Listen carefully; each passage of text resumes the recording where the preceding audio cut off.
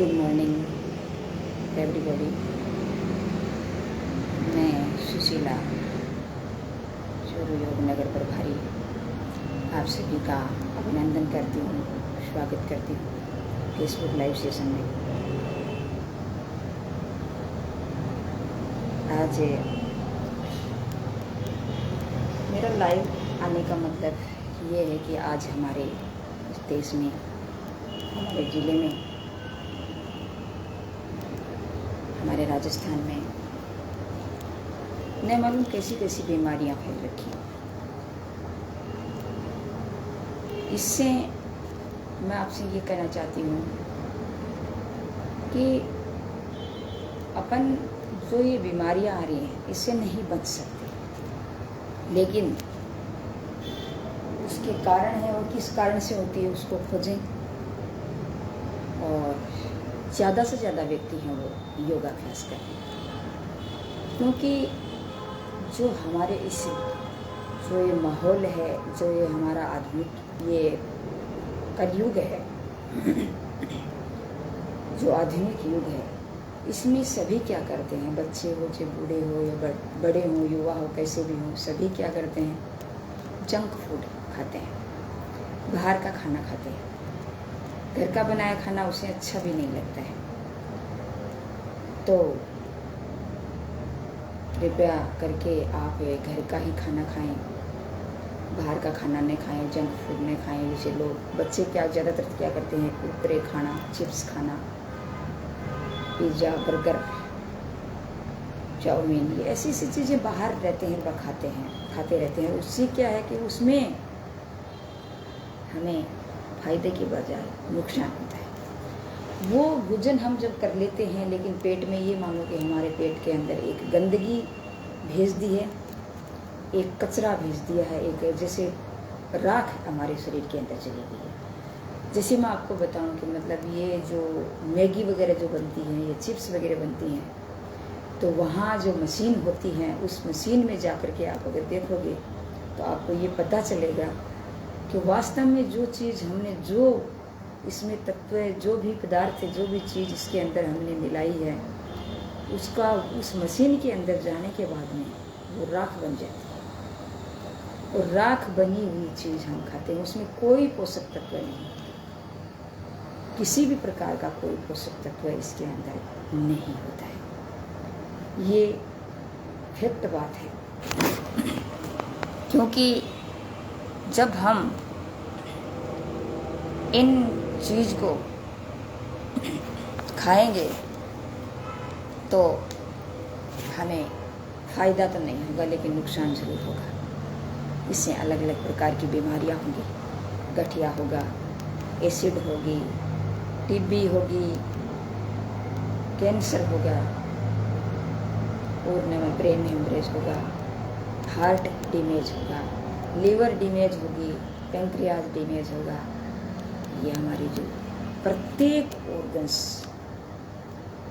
Ovary, ये सब प्रकार की प्रॉब्लम्स हैं, वो हमारे शरीर को ऐसे मान लो कि हमने उस चीज़ को न्योता दे दिया। अगर हम सात्विक भोजन खाते हैं, संतुलित भोजन खाते हैं, शुद्ध भोजन खाते हैं, तो वो चाहे एक बाजरे की रोटी ही क्यों ना हो, चाहे एक गेहूँ का फुल्का ही क्यों ना हो, शुद्ध खाते हैं, तो वो चाहे थोड़ा सा ही भोजन क्यों ना, उसका रस बनता है और हमारे शरीर में जाकर के रस, रक्त, मेद, अस्थि, मज्जा, शुक्र, ये जो लास्ट स्टेज हमारे शरीर में शुक्र की होती है, तो ये चीज़ें हमें शुद्ध रूप से बनती है। अगर ये शुद्ध रूप से हम खाना ही नहीं खाएंगे तो हमारे शुद्ध रूप से हमारे शरीर में कैसे जाएंगे?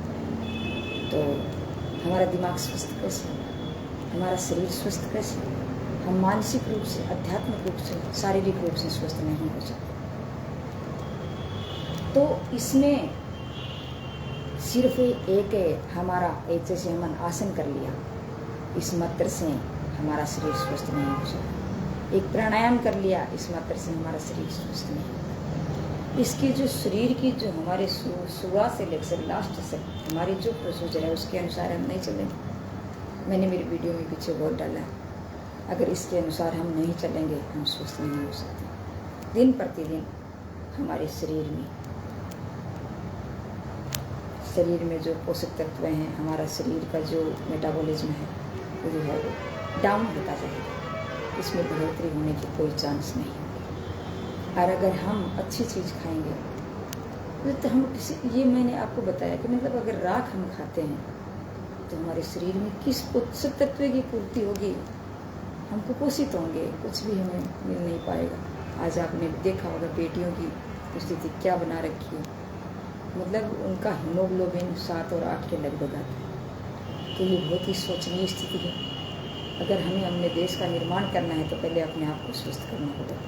अगर पहले अपने आप हम स्वस्थ नहीं होंगे तो हम न किसी की सेवा कर सकते, न हम देश को स्वस्थ कर सकते, न राज्य को, न जिले को, न विश्व को हम स्वस्थ कर सकते। पहले अपने आप को स्वस्थ कर, जो भी हमारा जो नियम है उस नियम के अनुसार आसन हम लोग ये अपना करें।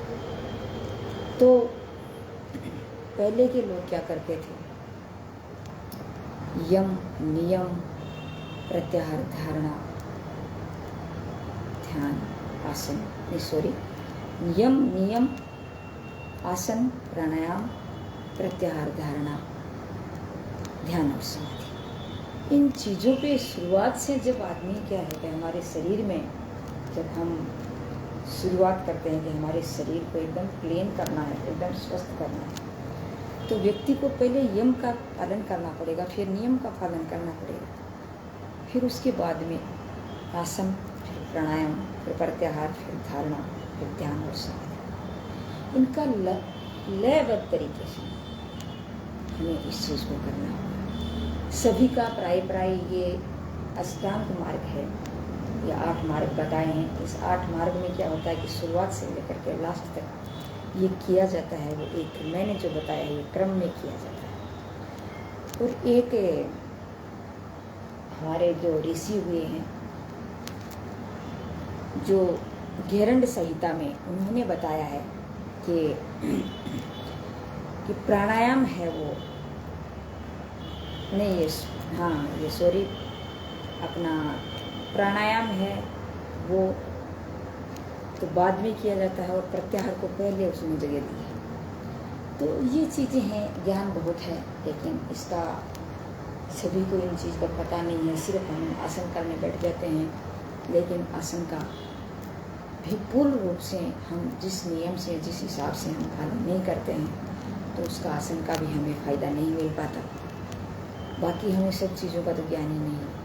पहले अपने आप को स्वस्थ करें, व्यवहारिक करें, अपने आप को एक अच्छे व्यवहार में ढालें, एक समाज को एक अच्छे व्यवहार में ढालें, अपनी इंद्रियों को वश में करें, अपनी एक धारणा जो बनी हुई धारणा के अनुसार, नियम के अनुसार ध्यान और समाधि करें, तब जाकर के हमें चीज़ का फायदा मिलेगा। तो मैं कहना चाह रही थी, मेरा मूल मकसद ये था कि इन चीज़ों का पालन करते हुए आज हमें देखने को मिल रहा है कि हेपेटाइटिस ए से लेकर के ए, बी और सी और डी और ई, ये हमारे यहाँ माहौल में बहुत ज़्यादा फैल रहा है। इसका कारण क्या है? हमारा खान पान अच्छा नहीं है, हमारा रहन सहन अच्छा नहीं है, हमारा आहार विहार अच्छा नहीं है, हमारे नियम अच्छे नहीं है, और हमें ये भी पता नहीं है कि हमें कैसे रहना है, हम कैसे अपने दिमाग को रखना है, हमें कैसे शरीर को रखना है। तब हम इस चीज़ से जूझ रहे हैं। 90% मामले हमारे सामने इस बाहरी खान पान से इस प्रकार की प्रॉब्लम आ रही है, हेपेटाइटिस ए से लेकर के डी और ई। तो ये प्रॉब्लम आ रही है, इसको हमें सुधारने की ज़रूरत है, अपने बच्चों को कंट्रोल। इसमें क्या होगा, विशेष तौर से ये लीवर को प्रभावित करती है। हमारी लीवर है वो डैमेज हो जाती है, और लीवर डैमेज जब हो जाती है तो लीवर जब डैमेज होने के बाद में हमारा खाना आमाशय में, पकवाशय में, मलाशय में, हमारे जो छोटे आंत है, बड़ी आंत है, इस सब में इसमें हमारा खाना अच्छी तरह से डाइजेस्ट नहीं होगा, अवशोषित नहीं होगा, इसका अच्छी तरह से पाचन नहीं होगा, अलग अलग प्रकार के रस हैं हमारे शरीर में, ये रसों के माध्यम से, तो ये रस उसमें नहीं मिलेंगे, ग्रंथियाँ अच्छे से काम नहीं करेंगे, तो हमें क्या फ़ायदा, हमें फ़ायदा के बजाय हमें नुकसान। तो लीवर जो अब अपना काम करना बंद कर देती है, लीवर की प्रॉब्लम मेरे हो चुकी थी, बहुत ज़्यादा प्रॉब्लम हो चुकी थी, लेकिन काफ़ी कुछ अच्छा किया है मैंने इसको, लेकिन अब अच्छा चल रहा है।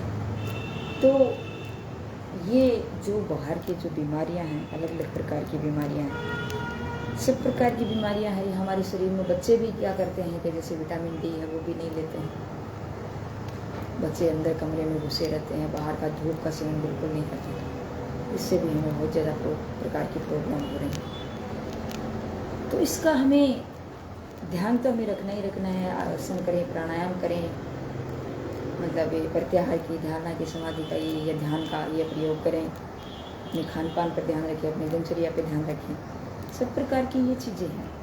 तो अगर इसको हम ध्यान नहीं रखेंगे, इसमें मतलब डाइट भी अच्छी हो, इसमें मतलब लहसुन, प्याज, सेब, फूल गोभी, पम्पकिन, बीन्स, मौसमी फल हैं, इसका अधिक से अधिक प्रयोग करें, और इसमें विटामिन डी का भी ज़्यादा से ज़्यादा हमारे शरीर में पहुंचाने का प्रयास करें। बाकी इसका बचाव वैसे कर सकते हैं, ये चीज़ें तो नहीं है, साथ में ये प्राणायाम, अपने डाइट का, अपने दिनचर्या का, अपने आहार विहार, अपने आचार विचार व्यवहार में इस चीज़ को ढालें।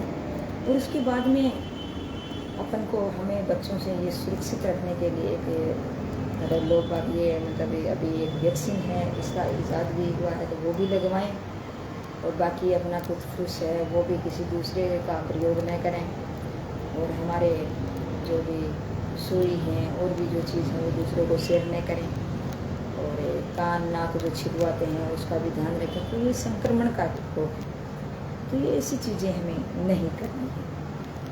और हमारा फ़र्ज़ तो यही बनता है कि आप इन चीज़ों का प्रयोग करें। अगर नहीं भी करते हैं तो नुकसान देखो आपको ही होना है। अगर आदमी अपने आप को खुद को बदल लेता है समय रहते तो अच्छा रहता है, अगर खुद ऐसे नहीं बदलते हैं, समय अगर बदलेगा तो बहुत तकलीफ होगी। तो ऐसे हाई ब्लड प्रेशर की प्रॉब्लम भी बहुत ज़्यादा लोगों की आ रही है। क्या है ये प्रॉब्लम जो मैंने अब पीछे बताया है, इन्हीं सभी की वजह से आया है। मन स्वस्थ, सबके प्रति अच्छी भावना रखें, अपने आप ठीक होगा। तो आज बस इतना ही। मैं सुशीला,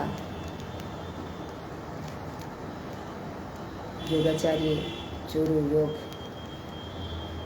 नगर प्रभारी, आपसे इजाज़त चाहती हूँ। धन्यवाद। जय हिंद, जय भारत।